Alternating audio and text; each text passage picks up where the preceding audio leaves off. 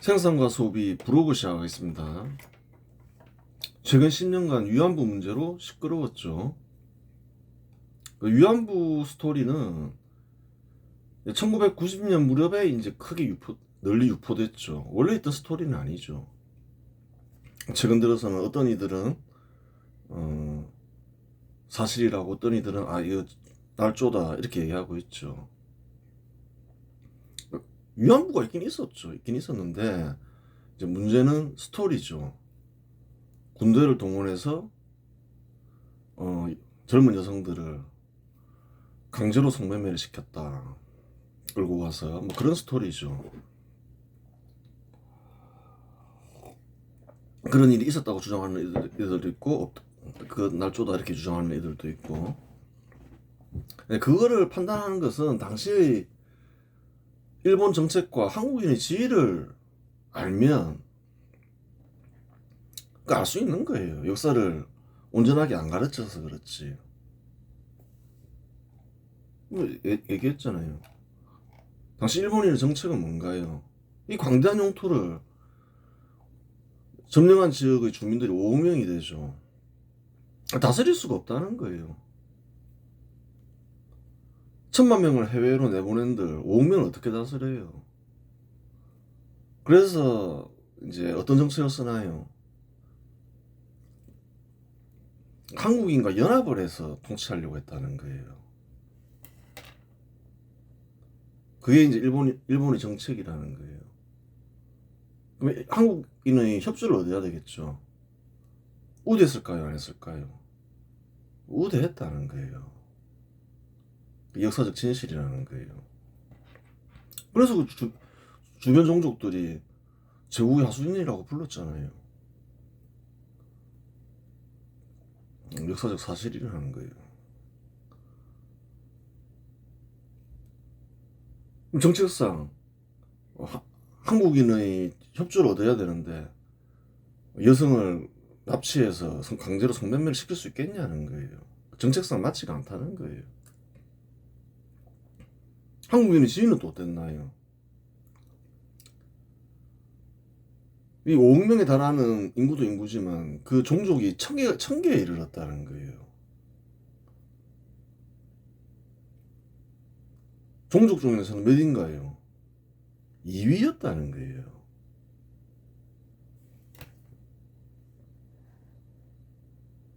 노예처럼 끌고 가서 성매매를 시킨다. 협조를 얻어야 할 한국인한테 한국인을 동원할 이유가 없잖아요.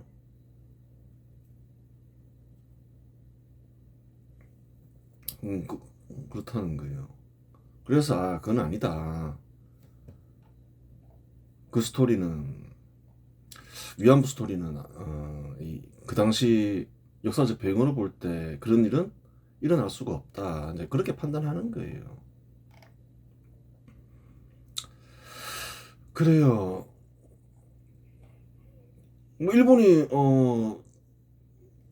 그래요. 재단을 만들었을 때 음, 기금을 마련했죠. 108억인데 억울해할 필요는 없다는 거예요. 일본인 입장에서 왜 그런가요? 이 스토리는 원래 있던 스토리가 아니라는 거예요. 그럼 누가 만들어냈다는 거죠. 누가 퍼뜨렸을까요? 1980년대 그 일본인 요시다 세이지라는 사람이 그런 스토리를 만들어서 유포했다는 거예요. 근데 후에 이제 다 거짓으로 밝혀져서 다 사과를 했죠. 언론사들도 보도했던 언론사도 사과하고 실제로 그런 일이 있었는지 조사했겠죠. 근데 다 거짓이었다는 거예요. 그 일본이 붙들여서 한국에까지 소동을 일으켰으니까 어느 정도 책임을 져야 되겠죠. 뭐 그렇다는 거.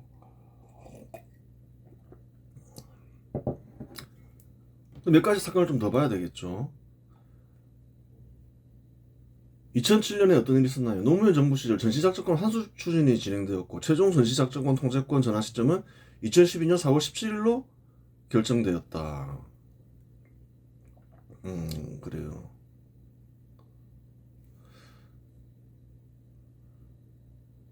이명박 정부 시절 2010년에 안보 상황 변화 등을 이유로 전환 시기를 2015년 12월 1일로 한 차례 연기했고, 박근혜 정부 시절 2014년 10월 한미 안보 협의를 통해 전자권 전환을 특정 시점이 아닌 조건이 충족될 때 이행하기로 하는 조건에 기초한 전자권 전환에 합의하게 되었다. 무기한 연장시켰죠, 박근혜가. 이명박이 한 차례 연장시켰고. 그때 만약에 다행이긴 한데 만약 그 시절에 민주당이 집권했으면 어떻게 됐을까요? 노무현 뒤를 이어서. 전시작전권은 이제 한국이 가지게 되죠. 미국은 전시작전권이 없잖아요. 뭐 전쟁이 나도 책임질 이유가 없어지는 거죠. 어떤 일이 벌어졌을지 알 수가 없는 거죠. 철수할 수도 있는 거죠. 이제 작전권도 없는데.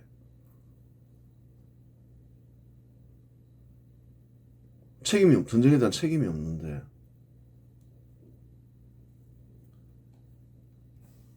그래요. 1950년 6.25 전쟁 당시 유엔군이 원활한 전쟁 수행과 한국에 대한 유엔의 책임을 강화하기 위하여 이승만은 유엔 사령부에 작전권을 이양했다. 이제는 살펴봤죠. 1978년 한미연합사령부가 창설되면서 유엔군 사령부에 있던 전자권은 한미연합사령부에 이양되었다. 그렇게 됐다는 거예요. 유엔군에 있던 게 이제 한미연합사령부로 이양되었다는 거예요. 종북 반미 공산주의 세력은 한국의 국방을 무력화하기 위하여 오래전부터 미군 철수, 작전권 환수를 주장했다. 미군 철수는 절대다수 한국 국민들이 원하지 않고 종북 반미 공산주의자들이 주장하는 바임을 잘 알기에 어떤 정부도 추진하기 어렵죠. 한국인들 대부분 어떻게 생각하나요? 북한이 언제든지 도발할 수 있다 생각하는 거예요. 미군이 필요하다 생각하는 거죠. 근데 일부 종북 반미 공산주의자들은 얘기했죠. 영원의 조국이 북한이라고. 어떻게든 미군 철수를 시키고 싶은 거죠. 또 작전권 환수를 하면 더 용이해지겠죠. 항상 이 두 가지를 주장한다는 거예요. 반면에 작전권 환수는 자주국방의 명목으로 추진하기 쉬웠다. 작전권 우리가 지니고 있어야지. 자주국방 해야 되잖아. 그래서 좀 설득하기가 쉬운 거죠.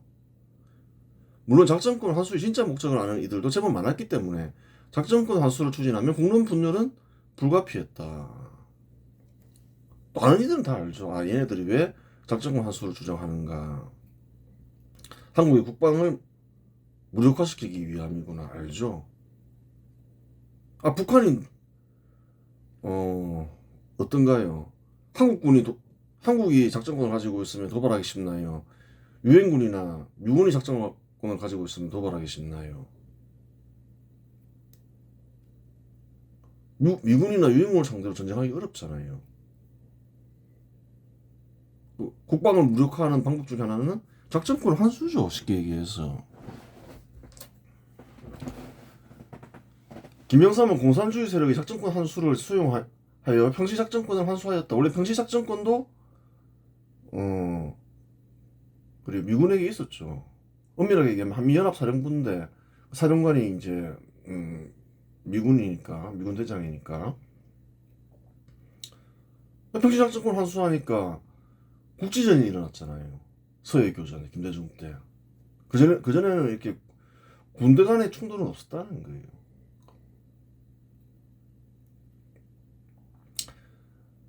그러한 이유로 김영삼은 통상 껍데기 세력 인사로 분류되긴 하지만 속을 감춘 공산주의 세력 인사였으면 배제할 수 없는 것이다. 김영삼도 믿을 수 없는 인물이라는 거예요. 공산주의 세력 인사였을 가능성도 실상 있다는 거예요. 원래 전시작전권 환수, 작전권 환수, 미군 철수는 공산주의 세력이 주장하던 바라는 거예요. 그걸 수용했다는 거예요. 김영삼이. 그럼 뭔가요? 아닌 것 같지만 사실은 반일 반미를 했다는 거예요. 조선 총독부 파괴한 게 반일이잖아요. 철거한 게. 그래요. 하여간 전시작전권 환수 시점에 다행히도 이명박과 박근혜가 집권함으로써 전시작전권 환수를 막을 수 있었다. 하지만 살펴보았듯이 종북 반미 공산주의 세력이 집권하면 언제든지 같은 일이 발생할 수 있다. 늘 봐야 되는 거예요. 그러한 일을 벌이면 이 자들은 그냥 종북 반미 공산주의자다 그렇게 보면 되는 거예요.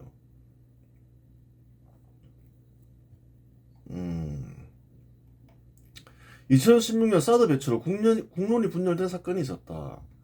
이것도 좀 제법 큰 사건이니까 영향을 많이 미쳤죠. 이런저런 측면에서 살펴봐야 되는 거예요. 박근혜 정부는 2016년 북한의 4차 핵실험과 장거리 미사일 도발이 잇따르자 국가 안보를 지키기 위해 주한미군의 사드 배치를 결정했다. 고고도 미사일 방어 체계죠. 레이더로 감시해서 발사하면 격추시키는 그런 시스템이죠. 북한의 핵 개발이 완성 단계에 이른 이상 사드 배치는 불가피했다. 한국이 핵 개발을 할 수 없는 상황에서는 북한의 도발 행위라도 철저히 감시해야 했다. 감시해야 되는 거예요, 이제. 감시하고 도발할 것 같다. 사전에 조치를 취해야 되죠. 달리 방법이 없잖아요. 한국은 핵 개발도 못하고 감시라도 철저하게 해야 될 거 아니에요. 한국군 입장에서도 마찬가지고 미국군 입장에서도 마찬가지고 철저히 감시를 해야 되는 거예요. 사드 레이더는 북한 전쟁을 감시할 수 있는 기능을 갖추고 있었다.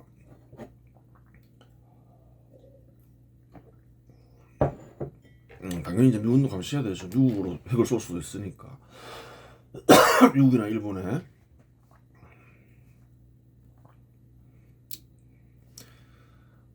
당초 성주읍 내의 성산포대가 사드 부지로 검토되었으나 지역 주민들이 강력한 반대와 기술적 검토 끝에 성주군 초전면에 위치한 롯데 골프장이 최적지로 선정되었다. 롯데도 이제 불이익을 받았죠. 중국으로부터. 사드를 핑계로. 2017년 2월 롯데는 국방부와 토지 교환 계약을 체결했다. 롯데가 성주 골프장 땅을 내놓는 대신 국방부로부터 경기도 남양주에 있는 군용지 일부를 받는 방식이었다. 2017년 3월에서 4월 박근혜 대통령 탄핵 정국과 대선 직전 발사대 2기와 레이더 등 핵심 장비가 먼저 성주 기지에 배치되었다. 그래서 일단 일부가 설치되었죠. 그런데 사드 배치에 중국이 강력히 반대하며 나섰다. 왜 반대하고 나섰지? 이제 이렇게 되는 거죠.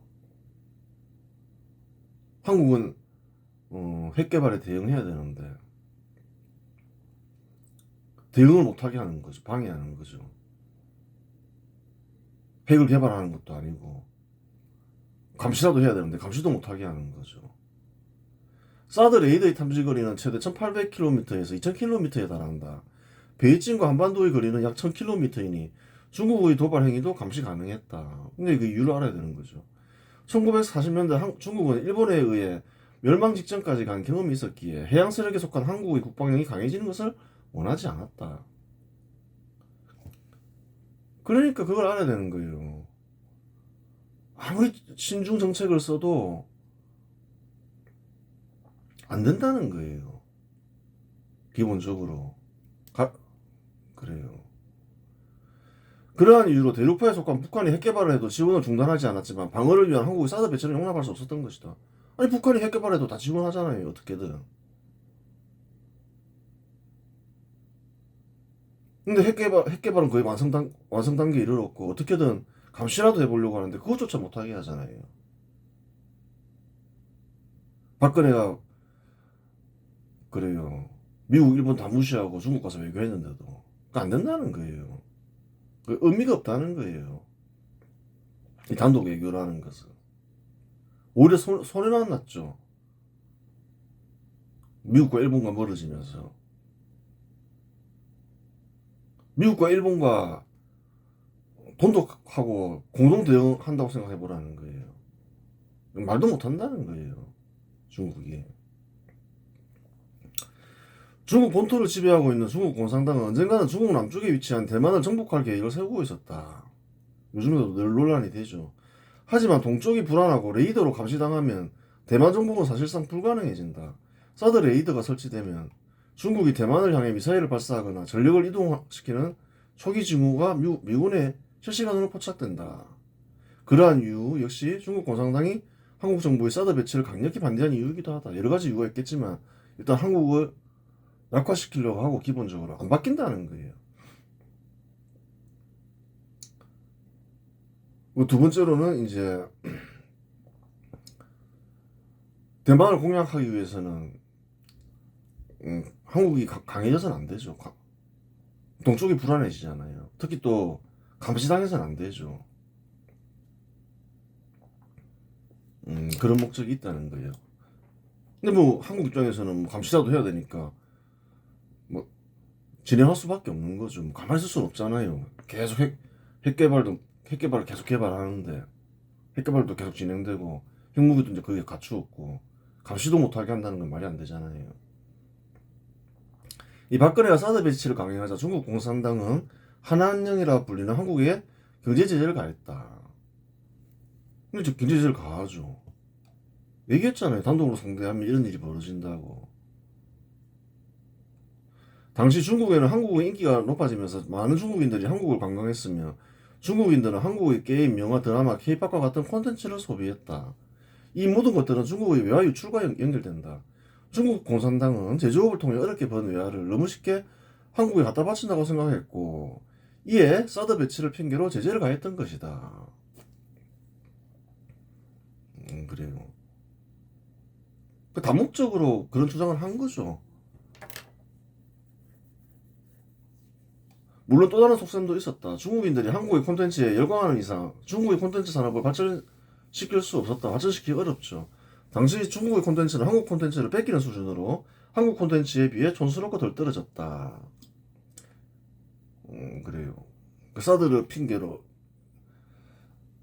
이제 자기네 산업을 육성하려 했다. 그것을 이제 간파할 수 있는 거죠. 이 사건을 통해 해양파를 이탈하여 중국을 단독으로 상대한 박근혜의 외교 정책은 실패했음이 입증된다. 만일 해양파와의 관계를 돈독히 하여 공동으로 중국에 대처했다면 중국은 함부로 한국을 상대로 제재하지 못했을 것이다. 한미일이 연합하여 중국을 제재하면 중국이 무슨 수를 감당할 수 있겠는가? 뭐 정치적인 것이건 경제적인 것이건 한미일이 공동 대응한다 생각해 보세요.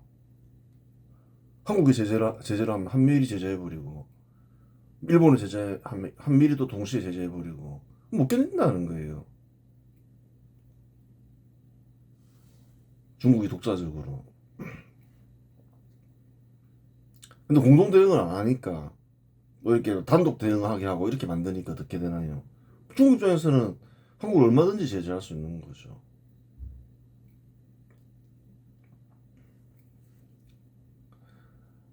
반미 정부 공산주의 세력은 친중 인사가 되어 사드 배치를 반대했다. 그렇죠. 반미 정부 공산주의 세력은 사드 배치 반대하겠죠. 영혼의 조국이 북한이니까. 반미 정부 공산주의 세력은 반미 세력이거나 공산주의 세력이거나 돌연변이 세력이 문제를 일으키면 통상 반미 세력, 공산주의 세력, 돌연변이 세력 편을 든다. 늘 관찰할 수 있죠. 이번에도 관찰되잖아요. 그럼 그 트럼프가 어떤가요? 마두로를 체포하니까 반미 정부 공산주의 세력은 누구 편을 드나요? 마두로 편을 든다는 거예요. 미국을 비난하고. 군대 국가 수립 세력 인사는 안 그렇죠. 아유 그래도 베네수엘라 주민들이 잘 되면 절대 빈곤에서 벗어나겠구나. 다행이다 이렇게 생각하는데 반미 정부 공산주의 세력은 그렇게 생각 안 한다는 거예요. 더불어민주당 의원 68명이 6일 베네수엘라에서 발생한 미국의 군사작전에 대해 국제법적 절차를 결여한 무력 사용이 국제평화와 안정을 심각하게 위협할 수 있다는 점에서 깊은 우려를 표한다고 했다. 마두로 편을 든 거죠. 미국 너희 잘못했어. 이 얘기하고 싶은 거죠. 이 얘기를 한 거죠. 그 베네수엘라에서는 사회주의 정권이 들어선 이후로 경제가 파탄나 절대 빈곤에 시달리고 인권이 유린당하고 있다. 수백만 명의 국민들이 절대 빈곤을 견디지 못하고 다른 국가로 이주했다. 그렇죠, 사실이죠.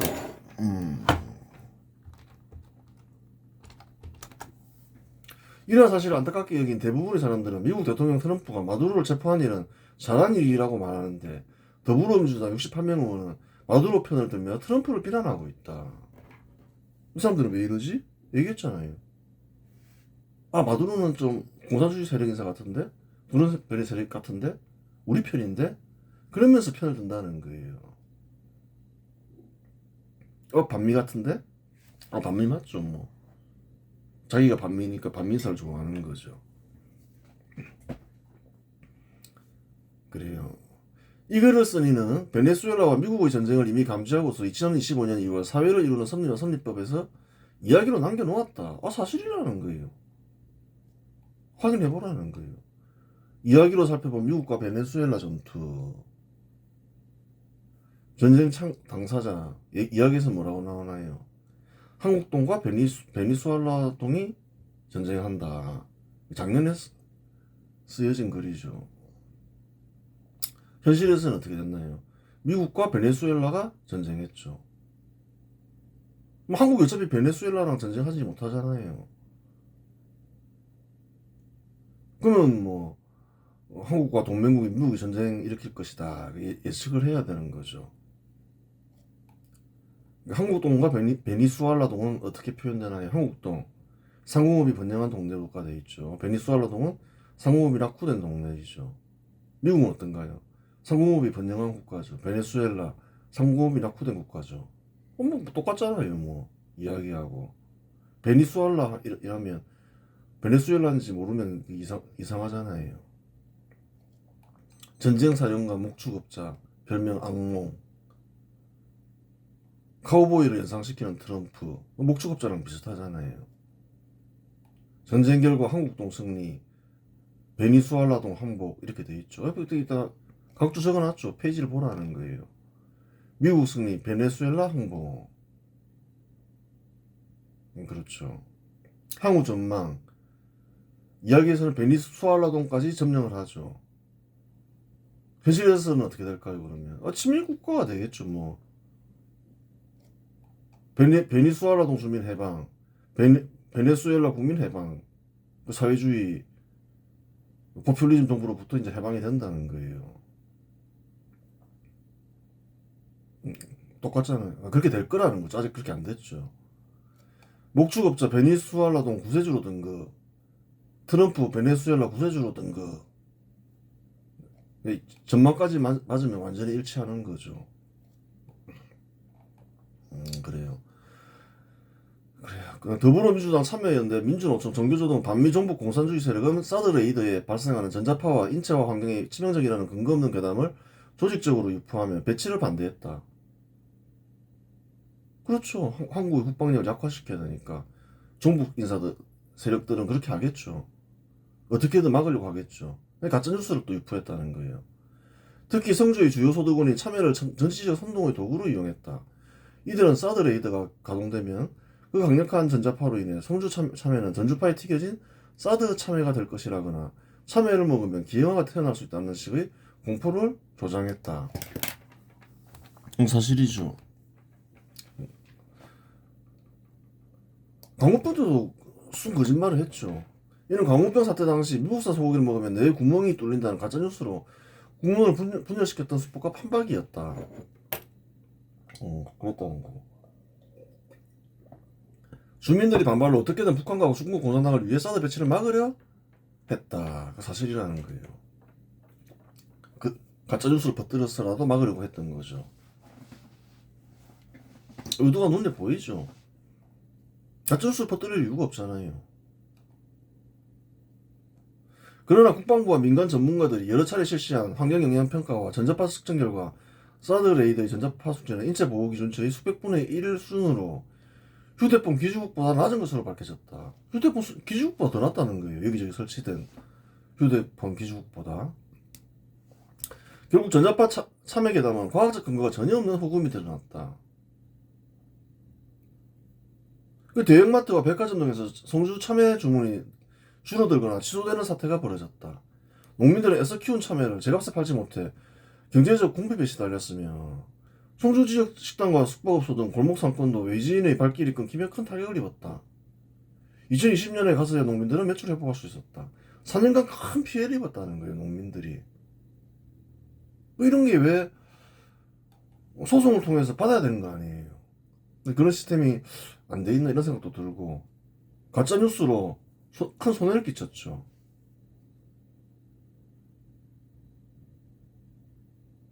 물어줘야 될 거 아니에요.